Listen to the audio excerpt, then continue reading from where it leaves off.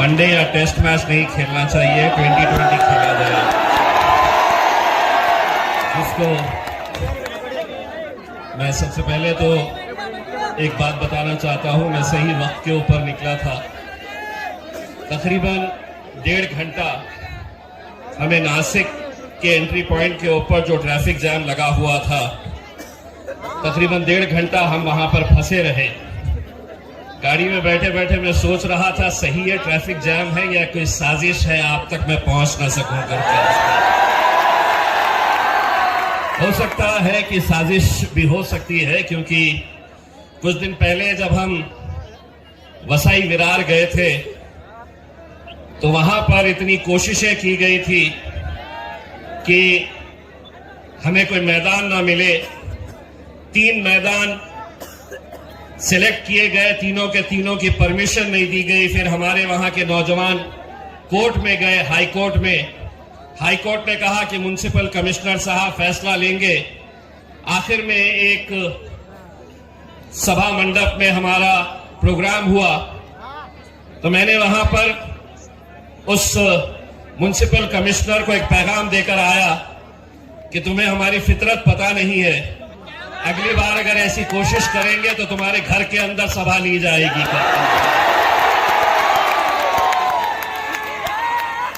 और अब अगर तुम ये समझ रहे हैं कि 1.5 घंटा तो हमें वहां पर नासिक में अंदर आने से रोकेंगे, तो अगले बार जब आएंगे तो 2 घंटे पहले आ जाएंगे।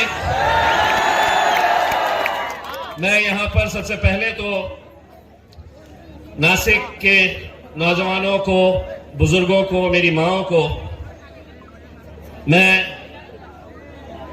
रास्ते भर बहुत सारे नौजवान खड़े हुए थे इस्तकबाल करने के लिए।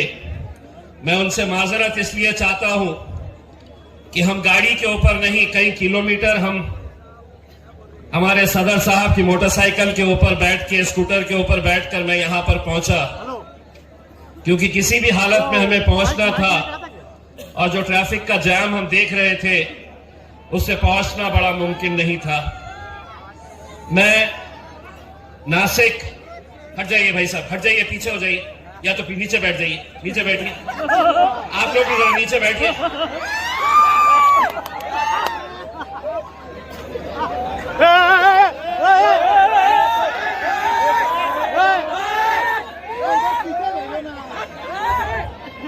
चलिए साहब, मेरी सूरत क्या देखना है, आवाज सुनिए, आवाज के अंदर है जो भी है, आवाज के अंदर है।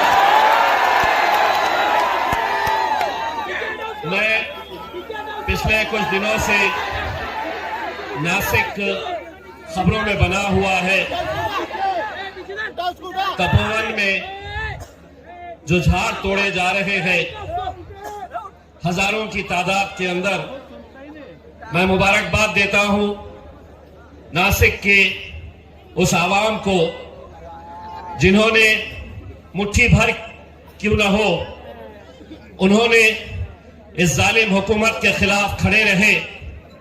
वो जालिम हुकूमत जो आज तक मॉब लिंचिंग के जरिए हमें मारने का काम करती थी, हमें खत्म करने का काम करती थी, अब हमारा नंबर खत्म हो गया तो नासिक में धर्म की आड़ पे झाड़ों को काटने का काम किया जा रहा है। सयाजी शिंदे साहब हो, निरंजन टकले साहब हो, या यहां के जितने भी लोग हैं जिन्होंने इसकी मुखालिफत की, मैं उन सभी लोगों को मुबारकबाद देता हूं और उनको यह कहता हूं कि आपकी इस लड़ाई में हम भी पूरी तरीके से शामिल हैं। मुझे मालूम है कि नासिक के अंदर कुंभ मेला होने जा रहा है, जिसके लिए हुकूमत ने 25,000 करोड़ रुपए का फंड, 25,000 करोड़ रुपए, ए बेटा 25,000 करोड़ रुपए का फंड इस कुंभ मेले के लिए सैंक्शन किया है। ठीक है, एक धार्मिक कार्य है, आपका उत्सव है, आपका फेस्टिवल है, आप मनाइए, लेकिन 25,000 करोड़ रुपए किसी एक धार्मिक कार्य के लिए खर्च करना, मैं इसे तमाम मेरे मीडिया के दोस्तों से यह अनुरोध करूंगा, मैं जो बात करने जा रहा हूं उसे आप धर्म के, मजहब के चश्मे से मत देखिए। मैं वो शख्स हूं जिसने मेरे शहर औरंगाबाद में जब भारतीय जनता पार्टी के सही मानों में एक लोक नेता गोपीनाथ मुंडे साहब का स्मारक बनाने के लिए सरकारी जमीन दी गई जालना रोड की, जो सबसे कीमती जमीन है, उस स्मारक का विरोध अकेले इम्तियाज जलील ने किया, विधानसभा में किया, सड़क पर किया, और मैंने ये कहा कि इसमें कोई दो राय नहीं, इस महाराष्ट्र राज्य के अंदर कुछ ऐसे नेता निकले हैं जिन्हें सभी जाति, धर्म और मजहब के लोग मानते थे। उसमें चाहे विलासराव देशमुख साहब हो दिवंगत, या गोपीनाथ मुंडे साहब हो, भारतीय जनता पार्टी के थे, लेकिन उन्हें दूसरे समाज के लोग भी मानते थे। लेकिन हमने विरोध जब किया, मैं 2-4 पोजेस बना लूं क्या आपके सामने, तो फिर आप फोटोज ले लीजिएगा मेरे, जितने ले सकते हैं।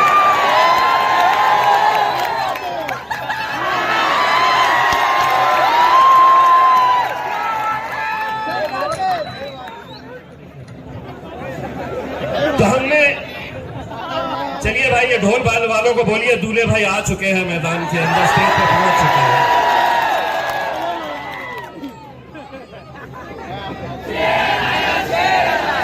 तो मैंने जब विरोध किया इसका, तो मुझे बहुत सारे लोगों ने गालियां दी।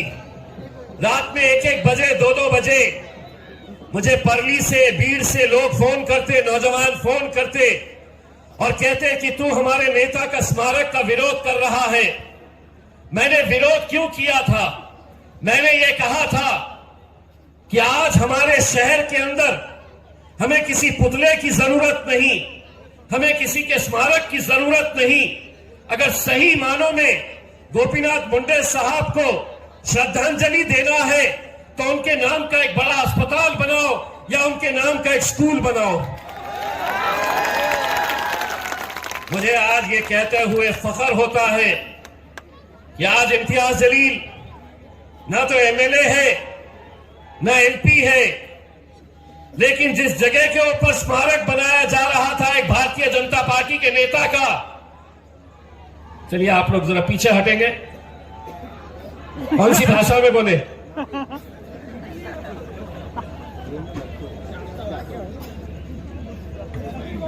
तो मुझे आज इस बात का फख्र है कि कोई नहीं सुन रहा था मुझे, और मेरी लड़ाई ये थी कि आज हमारे मुल्क में किसी इंसान के नाम के ऊपर, किसी जाति, धर्म और मजहब के नाम के ऊपर हम ऐसे ही पैसा नहीं लुटाना चाहिए। मैं अदालत गया और अदालत को यह कहा कि जिस जगह के ऊपर आप स्मारक बना रहे हैं वहां पर अस्पताल बनाइए। हाईकोर्ट ने उसको कबूल किया। आज से 6 महीने के बाद इंशाअल्लाह जिस जगह के ऊपर एक भारतीय जनता पार्टी के नेता का स्मारक बन रहा था, वहां पर अब 400 बेड का हॉस्पिटल बन चुका है। 400 बेड का हॉस्पिटल। मैं आज भले ही कोई ओहदे के ऊपर नहीं हूं, लेकिन उस अस्पताल के अंदर जाने वाले गरीब लोग, चाहे वो किसी भी जाति, धर्म और मजहब से ताल्लुक रखने वाले हैं, वो सालों तक इस बात को याद रखेंगे कि इस जगह के ऊपर स्मारक बनने वाला था, लेकिन हमारे शहर का एक खासदार था, उसने विरोध किया और यहां पर एक अस्पताल बनाया गरीबों के लिए। 25,000 करोड़ रुपए में देवेंद्र फडणवीस साहब, एकनाथ शिंदे साहब, अजीत पवार साहब, ये मुल्क एक सेक्युलर देश है जहां पर सभी जाति, धर्म और मजहब के लोग रहते हैं। आप 25,000 करोड़ रुपए में इस मुल्क में कितने स्कूल्स, कितने कॉलेजेस, कितने अस्पताल बना सकते हैं? क्या कभी आपने इस बात के ऊपर गौर किया? और अगर आप 25,000 करोड़ रुपए कुंभ मेला के लिए दे रहे हैं, तो 25 दिसंबर को क्रिसमस का त्योहार आ रहा है, 1,000 करोड़ उन्हें भी दे दीजिएगा। दूसरे धर्म के त्योहार आ रहे हैं, उन्हें भी दे दीजिएगा।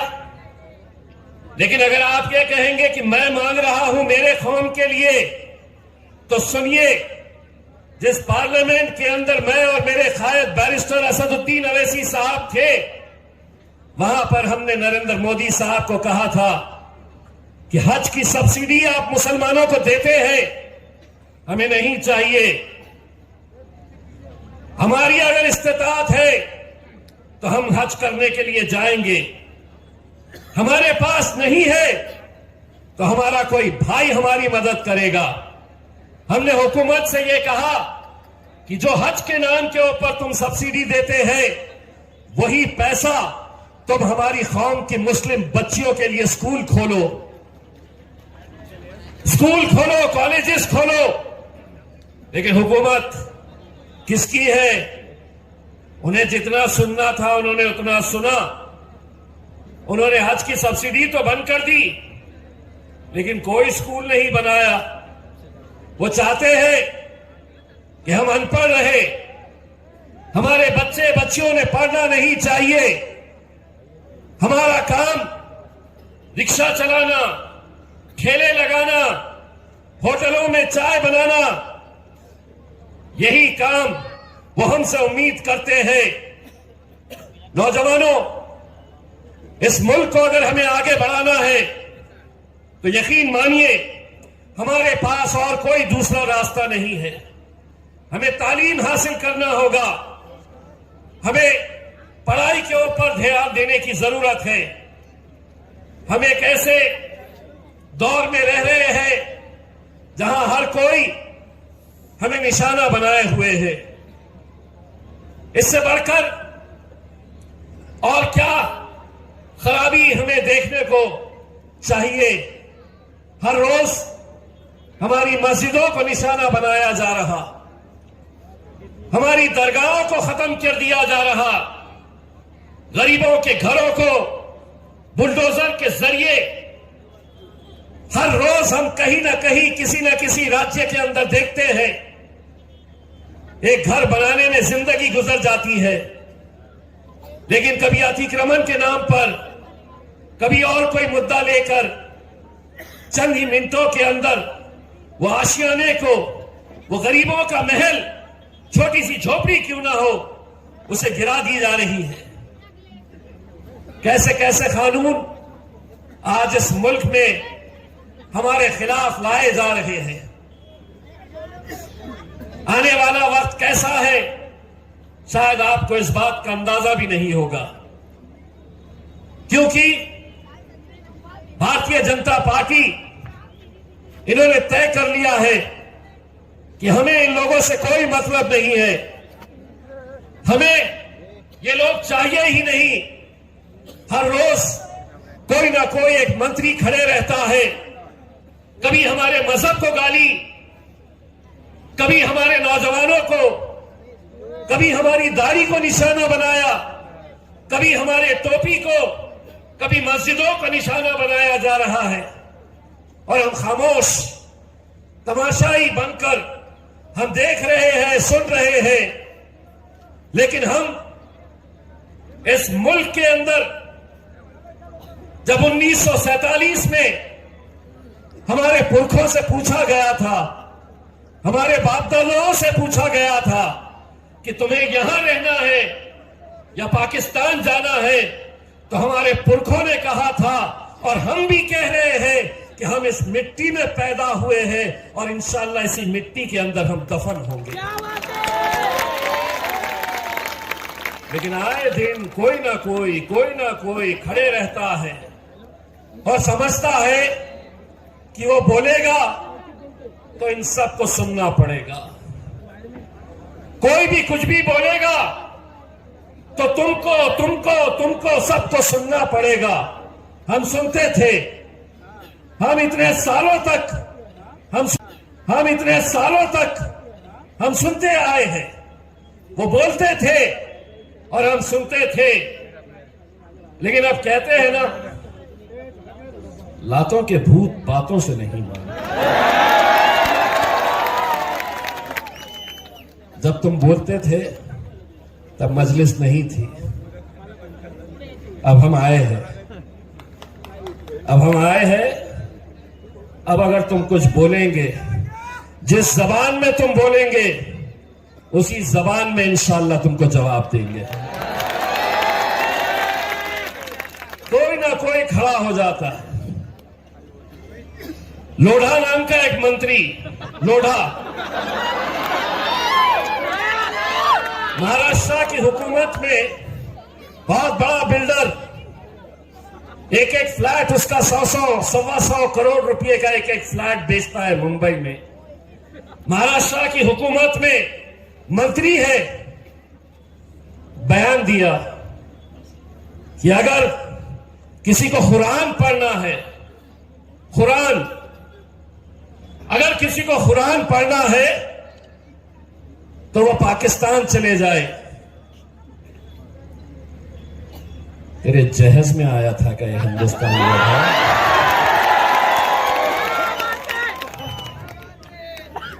और ये उस वक्त बयान दिया जब पट्टे को पता था कि उसका बाप बिहार में है तो प्रचार कर रहा है।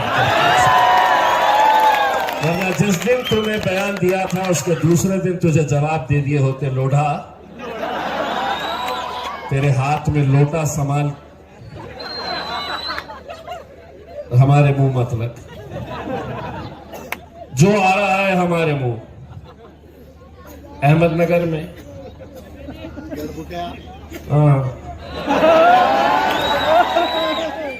नींद में से उठे नहीं कि ये मीडिया वाले चले जा रहे हैं और उन्हें सोच रहा कि मैं कुछ भी बोल दूंगा तो और दिन भर मीडिया चला रहा। आमदार ने ऐसा बोला, आमदार ने वैसा बोला। जब बहुत ज्यादा सर के ऊपर से पानी निकल गया तो मैंने एक दिन असद भाई को फोन करके बोला, असद भाई अत्तामाजी सटक ली।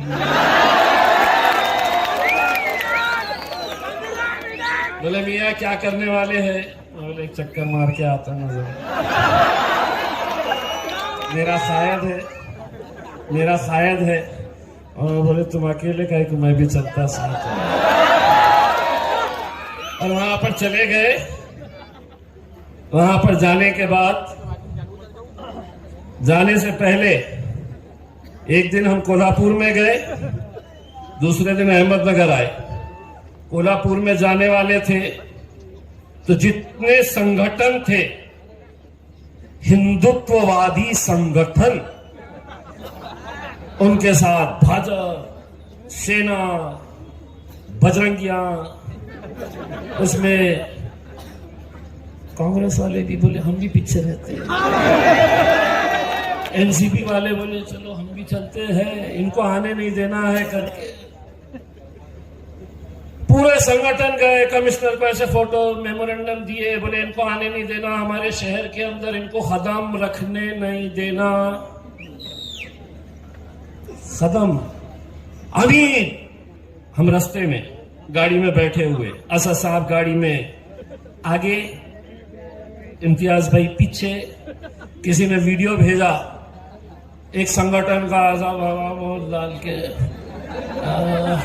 आम्ही त्याला इथे पाय ठेवू देणार नाही।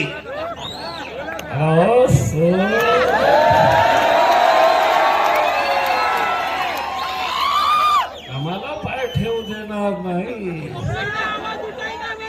अभी तो 10 शुक्रवारी, हम तो हर संडे को पाए।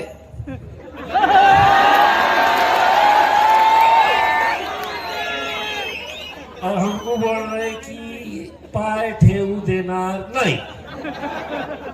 तो मैं गया और पहले जाके बोला, हे माझा पाय,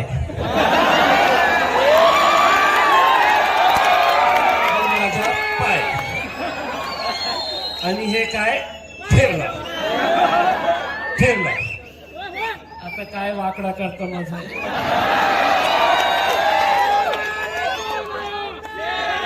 कोल्हापुर में बजा के आ गए, अहमदनगर के अंदर आए तो बहुत फड़फड़ा रहे थे। मैं बोला, ये चिकनी चमेली हमारे से हमसे मत ले। एक तो ये है कि हम तुझे छेड़ नहीं रहे हैं, और जबरदस्ती तू उठे उठे ये समझ ले रहा है कि मैं कोई एनसीपी का मुसलमान लीडर हूं। तू समझ रहा मैं कांग्रेस का कोई गुलाम हूं? नहीं। अरे मैं असद साहब को मानने वाला वो आदमी पूरे पार्लियामेंट के अंदर अकेले खड़े रह के सबकी नाक में दम कर देता है, तो क्या रे चिल्लर चालर छलटे पट्टे। आज हमें जिस तरीके से रोका जा रहा है, कहीं ना कहीं बहुत सारी सियासी जमातों को तकलीफ हो रही है। ये नहीं आना चाहिए। हो सकता है कि आज पुलिस को बोले होंगे, जितना रोक सकते रोक लो, रोड के ऊपर ट्रैफिक अड़ाते कितना अड़ाते अड़ा दो। आज पहली मर्तबा आए हैं, फिर आएंगे, और अब अगली बार आए तो हेलीकॉप्टर में बैठ के आएंगे, कार उठा के हेलीकॉप्टर में आएंगे, उनको ऐसा बाय बाय टाटा करते हुए सीधा लैंड करवा लेंगे तुम्हारे पास। गए वो दिन जब तुम हमें रोका करते थे, हम रुकते थे। गए वो दिन जब तुम बोला करते थे और हम सुनते थे। अब हम बोलेंगे, अब हम बोलेंगे। क्या बोलेंगे पता है? अब हम जो भी बोलेंगे हम आधा ही बोलेंगे और आधा आप बोलेंगे। क्या बोलेंगे अच्छी तरीके से समझ लो। हर जगह जाके अपन ऐसा ही बोलते हैं, परेशान है पूरे के पूरे, ये गटरा क्यों नहीं है, इस पे भड़काऊ भाषण का केस क्यों नहीं रजिस्टर हो रहा है। वो जो खड़े हुए हैं ना ऊपर ऐसा डंडू लेके, इंतजार में है कि कब दूसरे दिन चलाए कि अवैसी का नेता आकर नासिक में भड़काऊ भाषण देकर चला गया था। हम गटते ही नहीं। हमको मालूम है कितना बोलना है और कितना बोलने के ऊपर क्या होता है, हमको अच्छी तरह से पता है।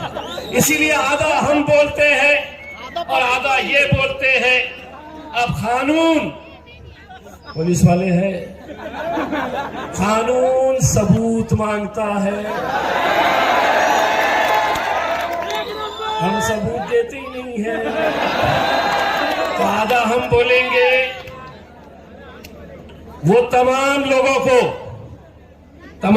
को मतलब ये नेता वो नेता, महाराष्ट्र के 2-3 नेता और दिल्ली में बैठे उनके पप्पा, समझ गए ना किसके बारे में बोल रहा। भाई और बहनों,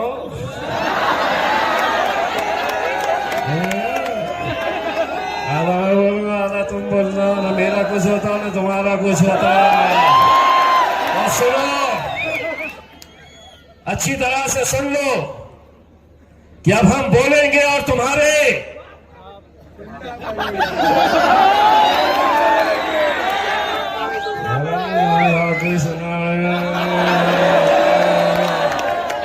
अब हम बोलेंगे और तुम्हारे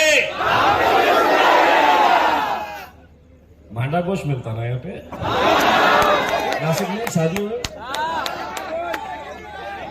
तैयारी मिलती है, खाए नहीं? लुकमान के कबाब वबाब खाते नहीं हो क्या? अरे इतने जोर से बोलो, यहां तक आवाज आनी चाहिए। तो क्या नासिक के अंदर ही घूमे, अब हम बोलेंगे और तुम्हारे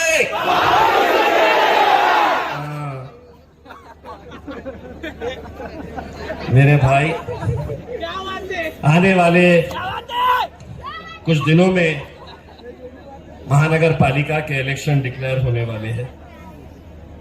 मैं आप सभी को मुबारकबाद देता हूं। मुबारकबाद किस बात के लिए? आपने वोट नहीं दिया, लेकिन आपने मजलिस को अपनी दुआओं में शामिल रखा, और वही दुआओं का नतीजा है कि बिहार में अल्हम्दुलिल्लाह हमने 5 सीटें एमएलए की जीत कर लेकर आए। सब कहते थे कि ये बिहार में क्यों आ रहे हैं। कांग्रेस के बड़े बड़े नेता कहते थे ये हैदराबाद की शेरवानी बिहार में क्यों आ रही है। राहुल बाबा ने कह दिया कि कौन यहां पर एमआईएम को वोट देने वाला है। ओवैसी बिहार में क्यों आ रहा है, जो कांग्रेस का और खास तौर से कांग्रेस के समाजवादी पार्टी के मुसलमान लीडरों को हमारे पीछे छोड़ा गया था। कहते थे कि ये हैदराबाद से क्यों आ रहे हैं। बोला तुम्हारे मम्मी इटली से आए थे, हमको बोले थे। हमने कुछ नहीं बोले थे, आए थे इटली से। हाँ? लेकिन हमारा भाई हैदराबाद से नहीं आ सकता। बस सारी तकलीफ यही है, सारी तकलीफ यही है कि जिस जमात के बारे में कहा जाता था कि ये हैदराबाद की एक जमात है, हैदराबाद तक ही रहेगी। आज अल्हम्दुलिल्लाह जब बिहार के छोटे छोटे से गांव में हम जाते हैं, झोपड़ी में चले जाओ और वहां पर मोबाइल के ऊपर हमारी बुजुर्ग मां को बताओ तो वो असदुद्दीन अवैसी की फोटो देखती है और कहती है कि हाँ ये पतंग छाप वाला है, ये हैदराबाद का है, हमारे लिए लाता है। इलेक्शन आया तो साजिशें भी आएगी, कौम को बेवकूफ बनाने का धंधा भी शुरू हो जाएगा। आपको मालूम है इम्तियाज जलील एमएलए का इलेक्शन हारा, आपको मालूम है इम्तियाज जलील एमपी का इलेक्शन हारा। लेकिन एक बात बताऊं, किसी सियासी पार्टी के अंदर इतनी हिम्मत नहीं थी हमें हराने की। अगर हमें किसी ने हराया तो हमारी सफों में मौजूद दलालों ने हराया। अगर वो दलाल वहां पे है मेरे शहर में, तो कुछ यहां पर भी है। अलग अलग मफलर डालकर घूम रहे होंगे। कोई दादा दादा दादा, कोई दादा के पीछे लगा होगा, कोई पंजा लेकर घूम रहा होगा। अब तो उद्धव ठाकरे को भी वो अपना बड़ा सेक्युलर नेता मान रहे हैं। वो उद्धव ठाकरे जिसने 6 दिसंबर अभी पूरे महाराष्ट्र में जल्लोश मनाए 6 दिसंबर को, और बड़े गर्व से कहे कि हां बाबरी मस्जिद अमी पाड़ ली होती। लेकिन मुसलमान लगे हुए हैं उनके पीछे, और कुछ तो इतने गिर चुके हैं कि वो भाजपा के साथ भी है, वो एकनाथ शिंदे साहब के साथ भी है, और अजीत पवार साहब के साथ भी है। वो पार्टी जो महाराष्ट्र के अंदर हुकूमत में है। मैं जब कुछ मुसलमान लीडरों को एकनाथ शिंदे साहब की पार्टी के अंदर देखता हूं, लानत भेजता हूं, क्योंकि तुम्हें याद है कि एक गुस्ताख रसूल जब उसने हमारे नबी करीम सल्लल्लाहु अलैहि वसल्लम के खिलाफ गुस्ताखी की थी, यही एकनाथ शिंदे साहब दूसरे दिन उसके आश्रम में गए और उसके आश्रम में जाकर उस महाराज की पीठ थपथपाई और कहा की या राज्यामध्ये तुझ्या केशालाही आम्ही हात लावू देणार नाही। यानी कि जो गुस्ताख रसूल था उसकी ताईद के अंदर ये हमारे उप मुख्यमंत्री भाई अजीत पवार भी, और उसके बावजूद मुसलमान आज उनका मफलर डालकर अगर घूम रहे हैं तो एक बात अच्छी तरह से समझ लो कि गुस्ताख रसूल सिर्फ अकेले वो महाराज नहीं है जो इसकी ताईद में खड़ा हुआ है। उसकी ताईद अगर तुम कर रहे हैं तो तुम भी गुस्ताख रसूल है।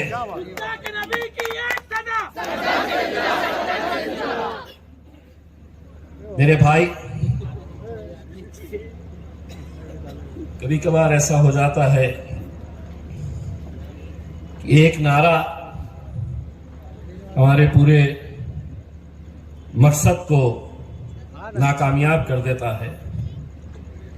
मैं ये बात इसलिए कह रहा हूं कि हम 1 घंटा कितनी भी अच्छी बातें कर ले इस मुल्क की एकजहती के बारे में, इस मुल्क को मजबूत करने के लिए, इस मुल्क को ताकतवर बनाने के लिए, ये मुल्क एक बहुत ही खूबसूरत गुलदस्ता है मेरे भाई, जहां अलग अलग रंगों के फूल खिलते हैं, जहां पर हिंदू है, मुसलमान है, दलित है, सिख है, ईसाई है, जैन है, पारसीज है, सभी लोग एक साथ मिलकर आते हैं तो एक खूबसूरत सा गुलदस्ता बनता है जिसे हम भारत देश कहते हैं।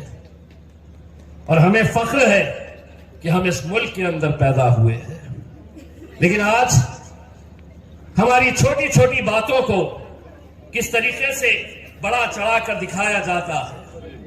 हम कतई ऐसा कोई भी नारा नहीं लगाएंगे जो हमारे कानून की धज्जियां उड़ाता हो। हम कानून के ऊपर भरोसा रखते हैं और कानून में फैसला करना चाहिए, लेकिन अगर कानून कोई फैसला कर रही है तो यह सोचना चाहिए कि इस मुल्क के अंदर अलग अलग कानून नहीं हो सकते हैं, कि हमें हर रोज कोई ना कोई गालियां देता है, कोई कार्रवाई उनके ऊपर नहीं होती। और अगर हम जरा सी भी बात कर दें तो किस तरीके से हमारे ऊपर केसेस लादे जा रहे हैं। जेलों के अंदर न जाने कितने नौजवान हिंदुस्तान की जेलों के अंदर बंद है। सबसे ज्यादा दलित समाज के, आदिवासी, मुसलमान, उन्हें लगता है कि इनकी कोई आवाज नहीं है, उठाओ इन्हें और डालो जेलों में। मैंने जैसा कहा आपको, इलेक्शन आया है तो साजिशें भी आएगी। महाराष्ट्र में हुकूमत किसकी है? भाजपा, एकनाथ शिंदे की शिवसेना और अजीत दादा की एनसीपी। मुंबई के महानगर पालिका का इलेक्शन, महाराष्ट्र के महानगर पालिका का इलेक्शन, हुकूमत तीनों की। लेकिन कल दिन भर टीवी के ऊपर एक खबर दिखाई जा रही थी कि एनसीपी के नवाब मलिक की वजह से हम एनसीपी के साथ सौदा नहीं करेंगे, कोई गठबंधन नहीं करेंगे। ये भाजपा का एक नेता, भाजपा का एक मुंबई का अध्यक्ष कह रहा था। मुसलमानों, तुम एक बात अच्छी तरह से समझ लो कि ये सिर्फ हमें बेवकूफ बनाने के धंधे। कैसे? मैंने तीनों का नाम रखा। देवा भाव का नाम ईना, एकनाथ शिंदे का नाम मीना और अजीत दादा का डिका। ईना मीना डिका। तो दो को मालूम है, देवेंद्र फडणवीस को तो मालूम है कि ये भारतीय जनता पार्टी के साथ कभी आएंगे नहीं, भारतीय जनता पार्टी को वोट देंगे भी नहीं। और हां, देवा भाव बिल्कुल सही सोचे हैं आपने।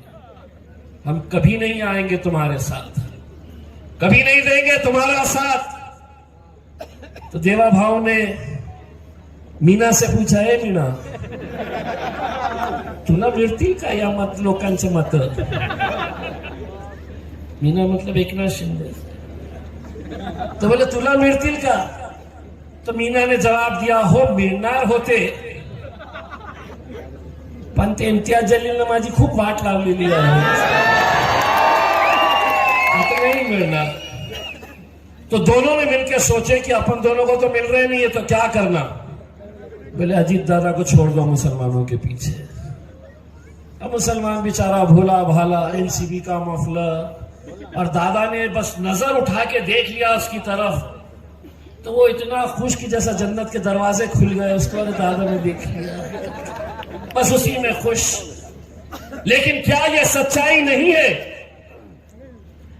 क्या यह सच्चाई नहीं है कि दादा को वोट करने का मतलब भाजपा को वोट करने का मतलब, दादा को वोट करने का मतलब गुस्ताख रसूल को वोट करने का मतलब? क्या यह सच्चाई नहीं है? लेकिन उन्हें मालूम है कि इलेक्शन के वक्त इनको भोला भाला एक बार फिर से घुमाया जाएगा, बेवकूफ बनाया जाएगा, इलेक्शन खत्म फिर सब साथ में मिलकर आ जाए। दोस्तों, मैं आप लोगों से यह हाथ जोड़कर अपील करने के लिए आया हूं, आपको वक्त देना होगा अपनी क़यादत को मजबूत करने के लिए, आपको मेहनत करनी होगी अपनी क़यादत को मजबूत करने के लिए, आपको अपने जेब में हाथ डालना होगा अपनी क़यादत को मजबूत करने के लिए। 1 करोड़ रुपया किसे कहते हैं मालूम है आपको? 100 लाख रुपये जब जमा होते हैं तो 1 करोड़ रुपया होता है। कल पार्लियामेंट के अंदर भारतीय जनता पार्टी के पास, उनके पार्टी के अकाउंट के अंदर कितना पैसा है? 10,103 करोड़ रुपये। 10,103 करोड़ रुपये भारतीय जनता पार्टी को उनके चाहने वालों ने उन्हें डोनेशन के तौर के ऊपर दिया। करीब 200 करोड़ रुपये कांग्रेस को चाहने वालों ने डोनेशन के तौर के ऊपर, अरे जिस पार्टी आज से 30 साल पहले भारतीय जनता पार्टी महज 2 सीटें जीती थी, 2 लोकसभा की, आज वो 300 सीटों के ऊपर अगर आए हैं तो उनके लोगों ने मेहनत किए, उनके लोगों ने अपने जेब में हाथ डालकर, किसी ने 100 रुपया, किसी ने 1000, किसी ने लाख, किसी ने 10 लाख रुपया, क्योंकि उन्हें अपनी हुकूमत बनानी थी।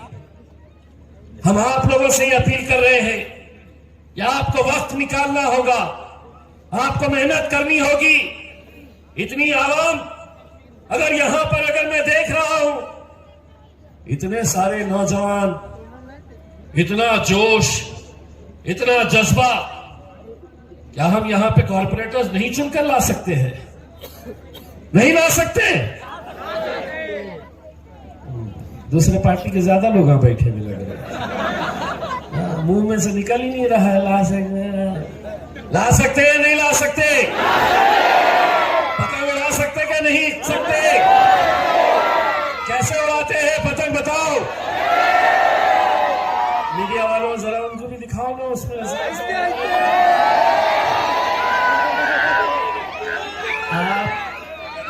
आपसे मैं यह अपन गुजारिश करने के लिए आया हूं मेरे भाई, ये आप लोग मजलिस इत्तेहादुल मुस्लिमीन, बैरिस्टर असद, ये जो मेरे पीछे खड़े हुए हैं ना, पिछले 10 मिनट से है, तो 10 मिनट बचे हुए, 9 मिनट बचे हुए, अब धीरे से कोई बोला 2 मिनट बचे हुए। अरे 2 मिनट में तो अपन ठोक के निकल जाते हैं। ठोक के बोले तो अपन पार्लियामेंट के अंदर अपने को 2 ही मिनट का टाइम मिलता था बोलने के लिए, तो 2 मिनट के अंदर अपन अच्छी बजा के निकल जाते थे। उनको बाद में समझ में आता था कि अपन ने क्या बोले है। मैं जब पार्लियामेंट के अंदर असदुद्दीन अवैसी साहब के साथ गया, मैंने देखा और मैं ये सोचता था कि असदुद्दीन अवैसी को इतनी हिम्मत कहां से मिलती है। अकेला एक तरफ मेरा शेर खड़ा और पूरे के पूरे एक तरफ मेरे कायद बैरिस्टर असदुद्दीन। मैं अवैसी साहब को देखकर सोचता था कि उन्हें यह हिम्मत कहां से मिलती है। आज मुझे उसका जवाब मिलता है, उन्हें यह हिम्मत यहां से मिलती है, यहां से मिलती है। इसीलिए वो कभी भी सच बोलने से पीछे नहीं हटे। जब वो बोलने वाले रहते थे पार्लियामेंट के अंदर, तो भाजपा का कोई नेता आता था और मेरे से पूछता था, हाँ भैया आज बोलेंगे ओवैसी साहब? तो बोले हाँ आज बोलेंगे ओवैसी साहब। तो बोले क्या बोलेंगे आज, कौन से मुद्दे पे बात करेंगे? मैं बोला तुम्हारी बजाएंगे आज फिर से एक बार, अच्छी तरह से बजाएंगे। मायने नहीं रखता है मेरे भाई कितने चाहिए, गूंगे मुक्के बैरों की जरूरत नहीं, 2 5 10 तैयार कर दो, कोई फर्क नहीं पड़ता। ये समझे थे कि इम्तियाज जलील को एमएलए में गिरा देंगे, मजलिस खत्म हो जाएगी। ए लोडा सुन, बहुत बड़ा बिल्डर है ना तू, इतनी पब्लिक फुकट में जमा करके दिखा दो, तेरे को मानूंगा मैं इसको। गाड़ियां भेजना पड़ता, गाड़ियां भेजना पड़ता, 500 देना पड़ता, तब आकर बैठते हैं, 500 रुपए मिले ढिर दिल के निकल जाते हैं। ये अकेले ये मजलिस इत्तेहादुल मुस्लिमीन है जो एक मुझे और आपको एक रिश्ते में बांधी हुई है। और वो रिश्ता क्या है?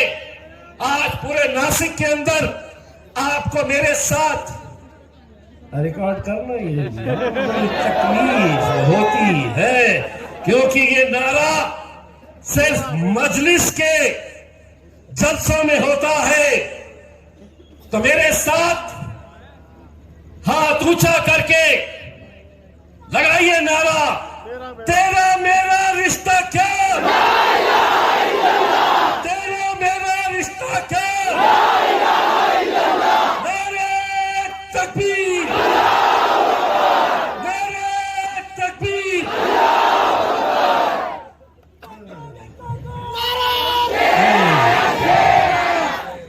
कल चला देगा कोई ना कोई तो चलाएगा, कल कोई ना कोई तो चलाएगा।